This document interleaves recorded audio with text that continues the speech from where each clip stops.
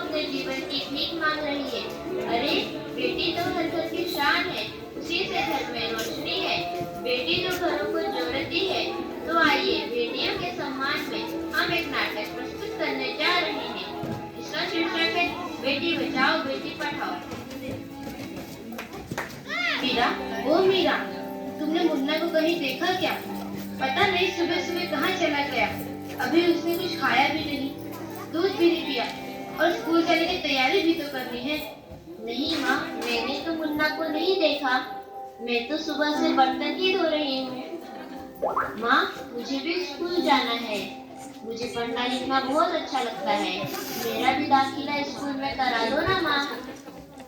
ए छोरी, बड़ी है स्कूल जाने वाली, घर के कामकाज अच्छे से सीख ले।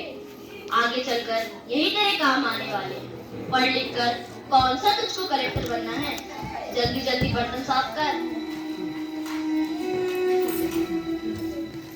माँ जी, मीरा को भी स्कूल में दाखिला दिला दीजिए ना। उसे भी पढ़ना लिखना जरूरी है। तू चुप कर। पढ़ना लिखना ये तो केवल लड़कों का काम है।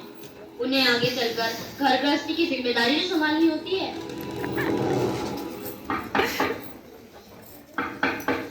अरे क्या हो रहा है? कौन किसकी जवाबदारी संभाल रहा है? और हमारी मीरा बेटी क्यों रो रही है? देखिए ना डॉक्टर दीदी, दादी मुझे स्कूल ही जाने नहीं देती। कहती है तुझे पढ़ लिख कर क्या करना है, आगे चल के चूल्हा चौका ही तो संभालना है। अरे यह तो बहुत गलत बात है माँ जी। क्या आपको नहीं लगता कि हम बेटियां भी पढ़ लिख कर आगे बढ़े? आज समाज बहुत आगे बढ़ गया है माँ जी। आप किस दुनिया की बात कर रही हैं? हम 21वीं सदी में जी रहे हैं। मैं आज ही टीचर दीदी से बात कर मीरा का दाखिला स्कूल में कराती हूँ। और हाँ, मैं तो यहाँ इसीलिए आई थी कि मुन्ना को पोलियो ड्रॉप दिया कि नहीं। जगह जगह इसके कैंप लगे हैं। अच्छा हुआ बहन जी आप आ गए। अब मुन्ना को पोलियो ड्रॉप भी दे देंगे और मैं इसे स्कूल भी पहुंचूंगी। अच्छा मीरा, अब तुम रोना नहीं। तुम जरूर स्कूल जाओगी और एक दिन पढ़ लिख कर मेरी तरह बहुत अच्छी डॉक्टर बनोगी। ठीक है बेटा?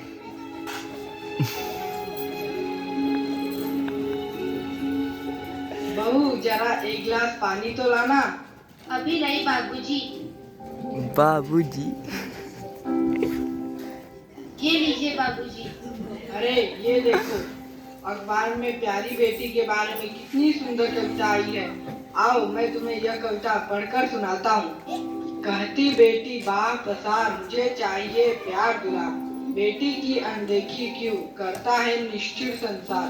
सोचो जरा हमारे भी बसा सकोगे घर परिवार। गर्भ से लेकर यौवन तक मुझ पर लटक रही तलवार। मेरी व्यथा वेदना का अब हो स्थायी उपचार। जब माँ ही जग में न होगी तो तुम जन्म किससे पाओगे। जब बहन न होगी आंगन में तो किससे रूठोगे, किसे मनाओगे।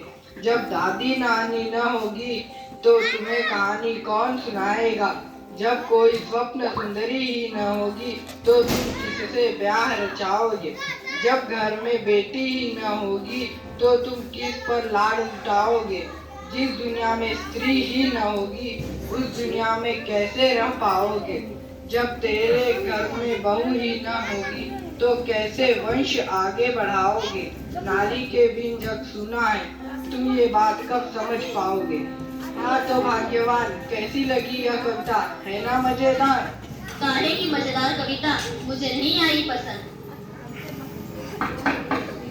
अरे कोई घर में है क्या?